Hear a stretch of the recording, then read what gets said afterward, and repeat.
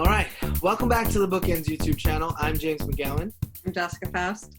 And we are a little out of practice in filming. It's been like 3 weeks, but today... Well, we tried to film last week and it was terrible. Yeah, very bad, very bad. That video will never see the light of day, thank God.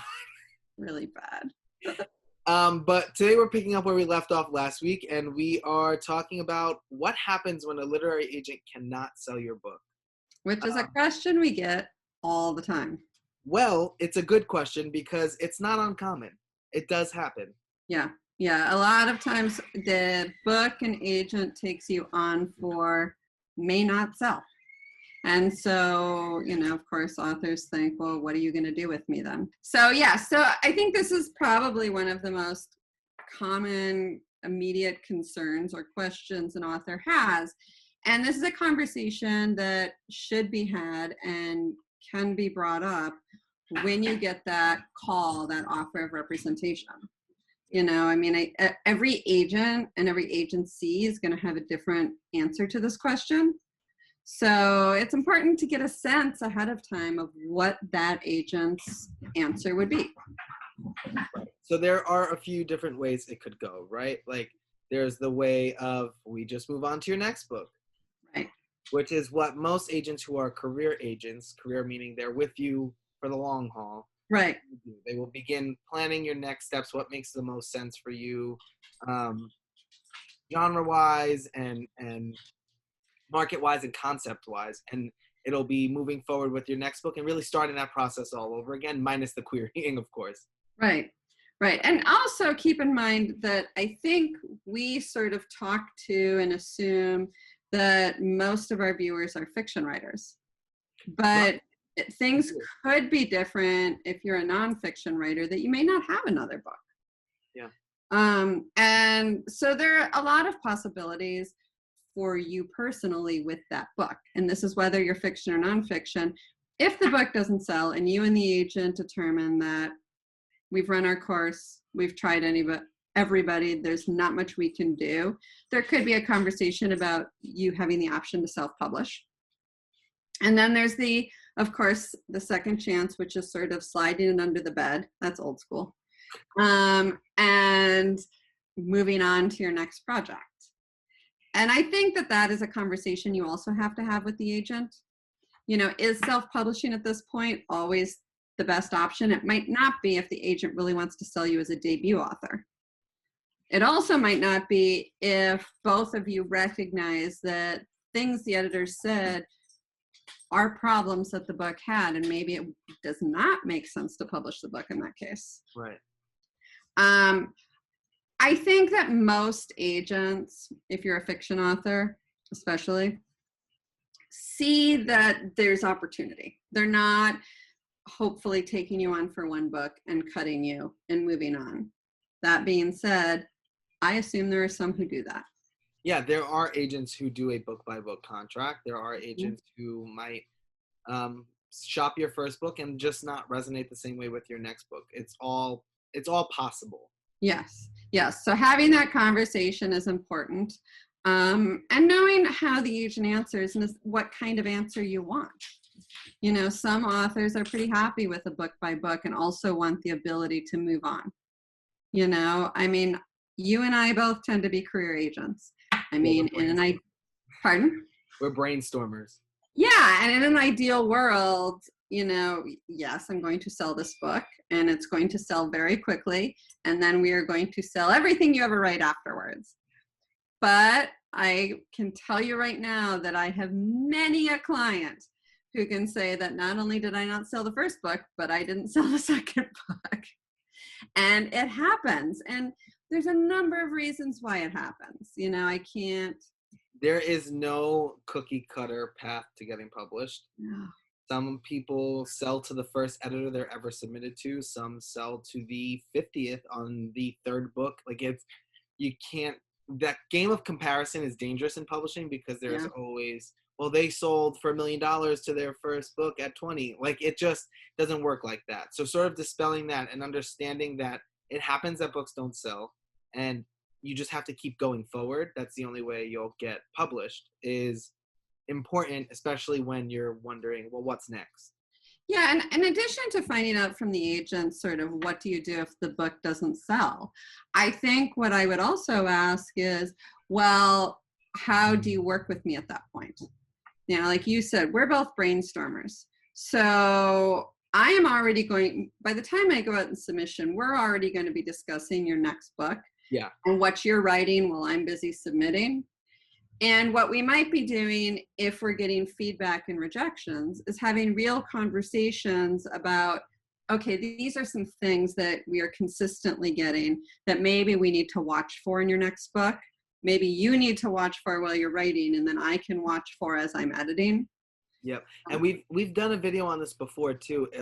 The fact of like absorbing things and using it to go forward, like absorbing editor rejections, absorbing common critiques, and what happens when you're on submission to keep informing your writing career.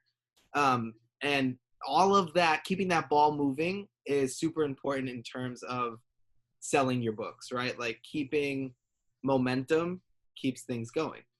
Yeah, and I know the same thing 5 times in different words. But it was very creative and brilliant every single time you said Thank you. I appreciate that, because you're just nodding and I'm like, I said this, why is she not stopping me and jumping in?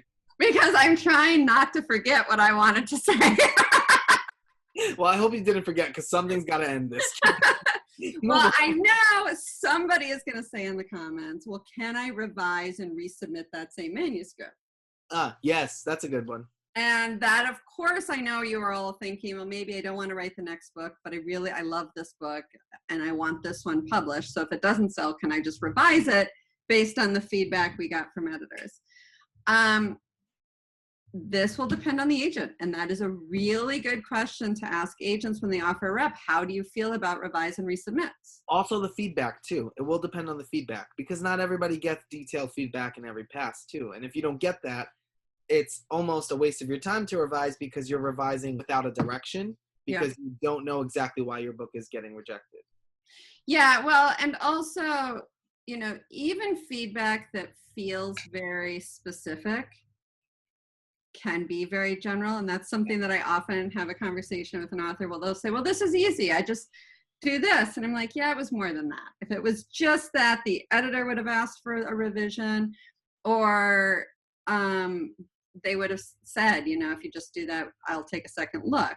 That happens very rarely in the adult market. Now, I know in picture books, editors will request revise and resubmits more. They're super short, so there's a lot more room to do that. But even with picture books, because they are so short and because they're packed in, a lot of story packed into very short narrative, it's hard. When somebody says this is what you revised for, you're like, okay, but that's the whole book. So what am I supposed to do? It's a lot of rewriting. Yeah. And I feel that I personally feel too much time spent on the same book. And I think we've talked about this in another video, is ending up a circular situation where you're not really getting things done. You're just going in circles. Well, it goes back to momentum. You are halting your momentum on one book when all that time that you're spent revising the same book to get it perfect for 10 different people. You could be working on a new one that might be perfect for 10 different people. Yeah, so, I mean, I think we've made it clear that we personally aren't big fans of revise and resubmit.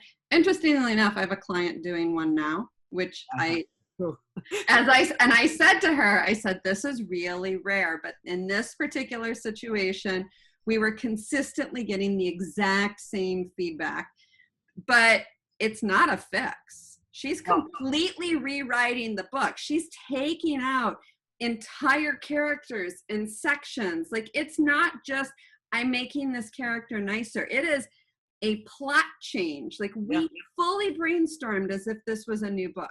It's very much like the pyramid of oranges at the grocery store. You take one out, they all come crumbling down. You have to rebuild the base and work your way back up. Right. And in this, you can just do. And in this particular book, this is a dual timeline book. So it was a little easier, I think, to do the revision because we could see the sections where it clearly was a problem, but it still messed with the entire. Because now you got to make sure they still intertwine the right way throughout the entire book. Do you like hand movements? But we took out an entire character, an entire plot point, I think we probably took out maybe a quarter of the book and are rewriting it with other things. So yeah, this is not an easy, and like I said, this is a very rare situation. In 20 years, I don't know that I've done this 5 times. Yeah, it's a lot. So what I always suggest is keep thinking next steps. Even when you're working on something, have something in mind for what you're going to do next. Having a plan is super important, and it takes away the I don't want to say it completely takes it away, but it does diminish a bit of that crushing, oh my God, this didn't sell, I have to move on, because Yes. you're excited about something new. And definitely have this conversation with the agents who offer representation. Get a sense for what their thoughts are on revise and resubmit, what their thoughts are on what if this book doesn't sell. You know, if the agent just says to you, oh, it will, is that really the answer that you're comfortable with? Nothing is Because guaranteed. it's great to be with somebody that confident. Side note, nothing in publishing is guaranteed. Anything that's telling you guarantees, it's a red flag for me. Yes, absolutely. So yes, I hope that's helpful to everybody. Yes, and if you have any questions that we may have missed about this topic, put it in the comments below and we'll try and answer them. Don't forget to like and subscribe, and we hope to see you next time.